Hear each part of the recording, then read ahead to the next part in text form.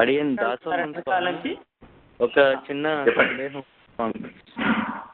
మనకి తత్వత్రయం అని చెప్పేసి ప్రకృతి, జీవుడు, పరమాత్మ అని ఉంటుంది. అయితే పరమాత్మ, జీవుడు అనేది బాగా తెలుస్తున్నాయి స్వామి. మరి ప్రకృతి అంటే ఏంటి స్వామి? ప్రకృతి అంటే గాలి, నిప్పు, అంటే వాటిల్లో కూడా జీవుడు ఉన్నారని చెప్పుకుంటున్నాం కదా.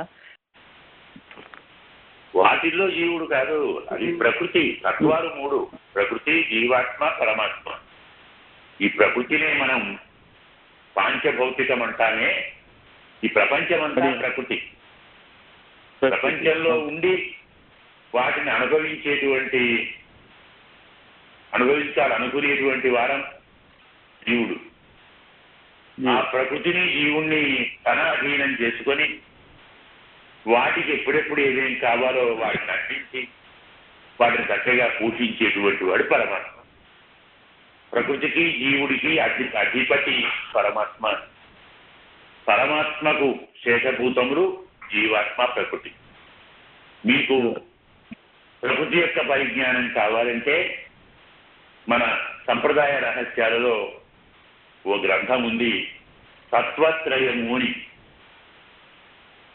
చాలా మంది ప్రాచీన పండితులు తెలుగులో కూడా వ్యాఖ్యానం చేసి అనువాదం చేశారు, వ్యాఖ్యానం చేశారు.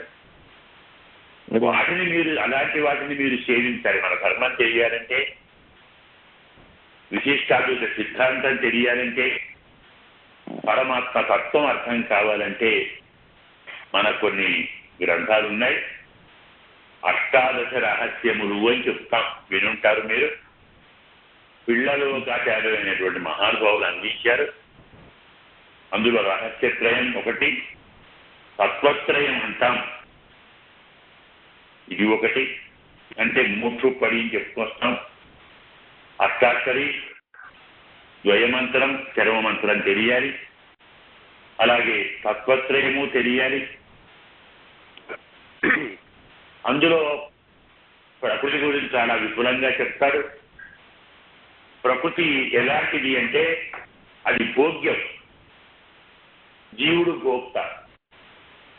అంటే మీకు మాట చెప్పాలంటే లడ్డు ప్రకృతి, తినేవాడు జీవుడు, తినిపించేవాడు పరమాత్మ. ఒకటే మాట. అంటే మనం లడ్డు చేసుకున్నా తినలేకపోవచ్చు. మన చేతిలోని ముద్దను కూడా మనం మృంగలేకపోవచ్చు. మనతో మింగించేవాడు పరమాత్మే, అనుభవింపజేసేవాడు పరమాత్మే. ప్రకృతిలోకి మనల్ని చేరుస్తాడు. ఒక్క మాట చెప్పాలంటే శరీరం ప్రకృతి, అందులో జీవాత్మ ఉంటాడు. ఈ మనస్సుందే, అది ప్రకృతి. బుద్ధి ప్రకృతే, చిత్తము ప్రకృతే, అంతఃకరణం ప్రకృతే, అహంకారం ప్రకృతే, ఇవన్నీ ప్రకృతిలే. ఈ ప్రకృతి ఎలాంటిది అంటే భోగ్య బుద్ధి జనని. భగవద్ రామానుజుల వారు చెప్తారు, పరమాత్మ ఎదురుగా ఉన్న మనము ప్రకృతే బాగుంది, దీన్ని అనుభవిద్దాం, బాగా దీనితో బాగా రమిద్దాం అనుకుంటారు.